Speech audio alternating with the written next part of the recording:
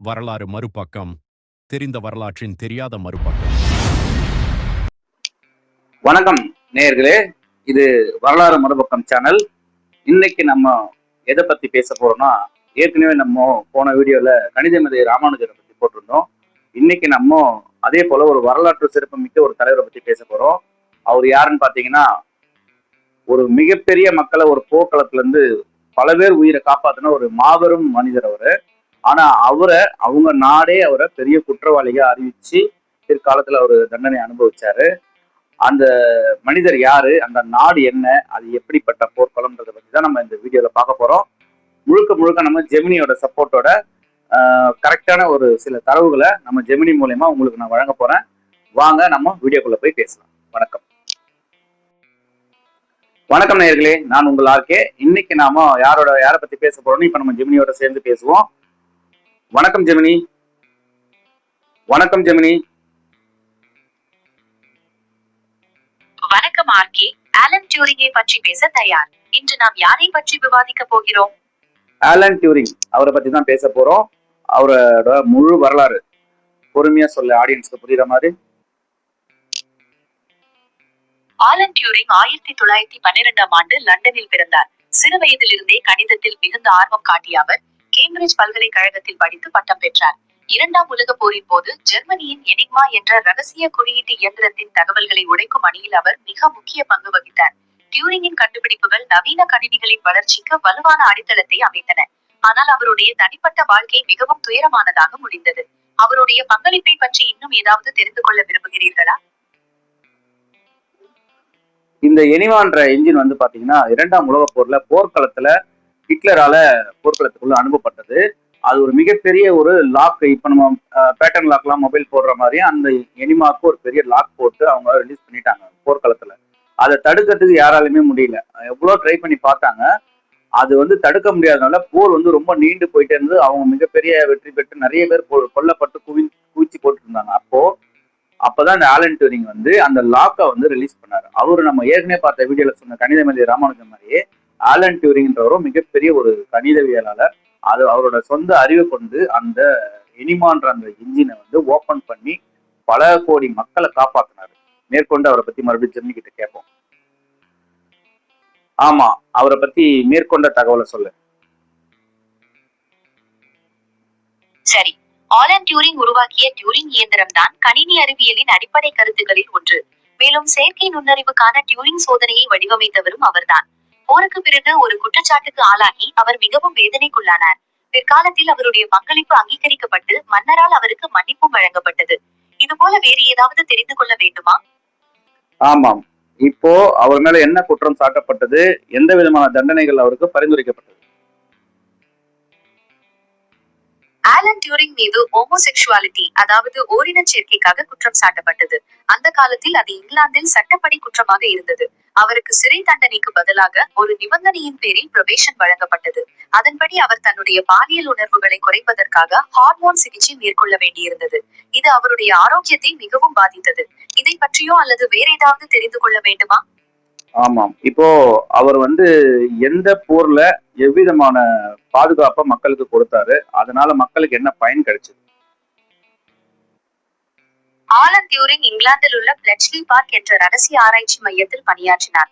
அவர் ஜெர்மனியின் எனிக்மா குறியீட்டை உடைத்ததன் மூலம் நேச நாட்டு படைகளுக்கு எதிரிகளின் ரகசிய திட்டங்கள் குறித்த முக்கியமான தகவல்கள் கிடைத்தன. இதன் காரணமாக பல உயிர் சேதங்கள் தவிர்க்கப்பட்டன. போரின் காலம் குறைந்தது, மேலும் மில்லியன் கணக்கான மக்களின் உயிர்கள் காப்பாற்றப்பட்டன. இதுபோல வேறு ஏதேனும் நிகழ்வுகளை பற்றி தெரிந்து கொள்ள விரும்புகிறீர்களா? ஆமா, இன்னும் கொஞ்சம் அவரை பத்தி நல்லா விரிவா சொல்லு. அவரோட பிறப்பு, வளர்ப்பு, இறப்பு, அவர் படிச்சது, அவர் வாங்கிய பட்டங்கள் ஏதாவது இருந்தா இன்னும் பல தகவல்கள் சொல்லு. ஆலன் டியூரிங் 1912ஆம் ஆண்டு ஜூன் 23 அன்று லண்டனில் பிறந்தார். அவருடைய தந்தை ஜூலியஸ் மாதிசன் டியூரிங் ஒரு அரசு ஊழியராகவும் தாய் எத்தன் சாரா ஸ்டோனி ஒரு பொறியாளரின் மகளாகவும் இருந்தார். அவருடைய பள்ளி படிப்பு ஷெர்போன் பள்ளியில் தொடங்கியது. அங்கு அவர் கணிதத்தில் தன்னுடைய அசாத்தியமான திறமையை வெளிப்படுத்தினார். பின்னர் கேம்பிரிட்ஜ் பல்கலைக்கழகத்தின் கிங்ஸ் கல்லூரியில் படித்து முதல் வகுப்பு பட்டம் பெற்றார்.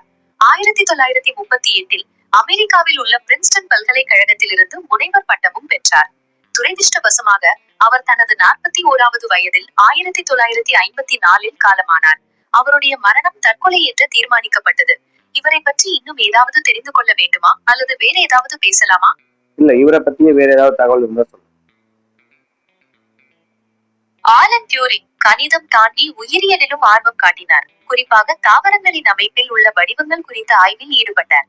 மேலும் 2009 அப்போதைய இங்கிலாந்து பிரதமர் கார்டன் பிரவுன் டியூரிங்கின் தண்டனையானது நியாயமற்றது மற்றும் மனிதாபிமானமற்றது என்று பகிரங்கமாக மன்னிப்பு கேட்டார். அது மட்டுமின்றி 2013 குயின் எலிசபெத் II அவர்கள் டியூரிங்கிற்கு சிறப்பு அரச மன்னிப்பு வழங்கி கௌரவித்தார்.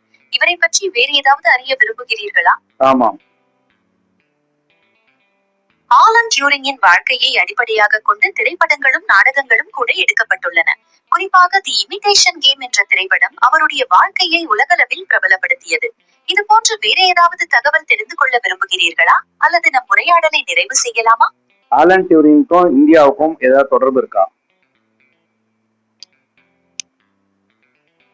ஆமாமாம், ஆலன் டியூரிங்கிற்கும் இந்தியாவிற்கும் ஒரு ஆழமான தொடர்புள்ளது. அவருடைய தந்தை ஜூலியஸ் டியூரிங் இந்திய குடிமை பணி அதிகாரியாக குறிப்பாக சென்னை மாகாணத்தில் பணியாற்றினார். அவருடைய தாயார் எத்தல் சாரா ஸ்டோனி தமிழ்நாட்டில் உள்ள பொத்தனூரில் பிறந்தவர். மேலும் அவருடைய பெற்றோர் இந்தியாவில் தான் சந்தித்து திருமணம் செய்து கொண்டனர். டியூரிங் இங்கிலாந்தில் பிறந்திருந்தாலும் அவர் பிரிட்டிஷ் இந்தியாவில் தான் கருத்தரிக்கப்பட்டார். இவரை பற்றி மேலும் ஏதாவது தெரிந்து கொள்ள விரும்புகிறீர்களா அல்லது நம் உரையாடலை நிறைவு செய்யலாமா? மேலும் விவரங்கள் இருந்தால் சொல்லவும். ஆலன் டியூரிங் ஒரு தனித்துவமான மனிதர். அவர் ஒலிம்பிக் அளவுக்கு தகுதி பெறக்கூடிய ஒரு சிறந்த ஓட்டப்பந்தய வீரராகவும் இருந்தார். சில சமயங்களில் மகரந்த சேர்க்கையிலிருந்து தப்பிக்க அவர் கேஸ் மாஸ்க் அணிந்து சைக்கிள் ஓட்டுவது வழக்கம். அது மட்டுமின்றி கம்ப்யூட்டர் இல்லாத காலத்திலேயே அவர் செஸ் விளையாடுவதற்கான அல்காரிதமையும் உருவாக்கினார். இவரை பற்றி இன்னும் ஏதாவது தெரிந்து கொள்ள விரும்புகிறீர்களா அல்லது நம் உரையாடலை நிறைவு செய்யலாமா? கண்டிப்பா. இப்போ தற்காலத்தில் இருக்கிற AI, computer, mobile phone, laptop, இதோட வளர்ச்சிக்கு அவரோட ஆராய்ச்சி அப்போ ஏதாவது இருந்ததா? அவரோட பங்களிப்பு ஏதாவது இருந்ததா? நிச்சயமாக. ஆலன் டியூரிங்கின் ஆராய்ச்சி இன்றைய கம்ப்யூட்டர்கள், மொபைல் போன்கள் மற்றும் லேப்டாப்களின் வளர்ச்சிக்கு மிக முக்கியமான அடித்தளமாக அமைந்தது. அவர் உருவாக்கிய டியூரிங் இயந்திரம் என்ற கருத்துதான் அனைத்து கணக்கீடுகளையும் செய்யும் நவீன செயலிகளின் அடிப்படை தத்துவமாகும்.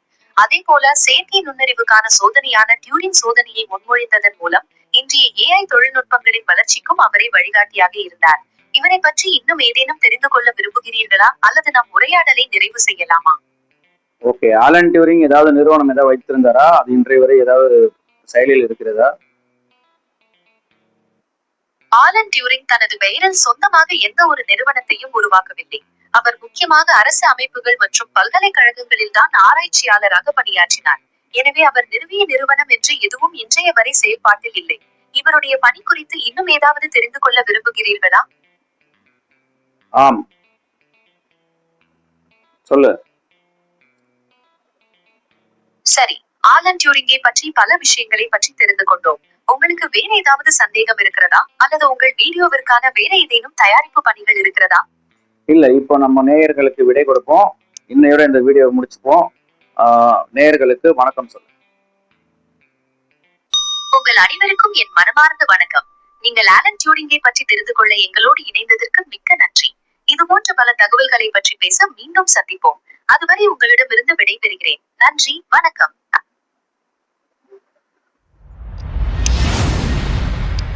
ஓகே நண்பர்களே, இது போல இன்னும் பல சுவாரஸ்யமான பல நமக்கு தெரியாத பல தலைவர்களை பத்தி நம்ம இந்த வீடியோக்குள்ள தொடர்ந்து போட போறோம்.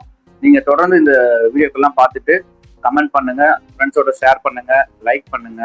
மறக்காம பெல் பட்டன் ஐக்கானை ப்ரெஸ் பண்ணி நோட்டிபிகேஷனை நாங்க எந்த வீடியோ போடலாம் உங்களுக்கு நோட்டிபிகேஷனா வரும். அதை பாருங்க. மறுபடியும் அடுத்த வீடியோல சந்திப்போம். வணக்கம், உங்கள் ஆர்கே.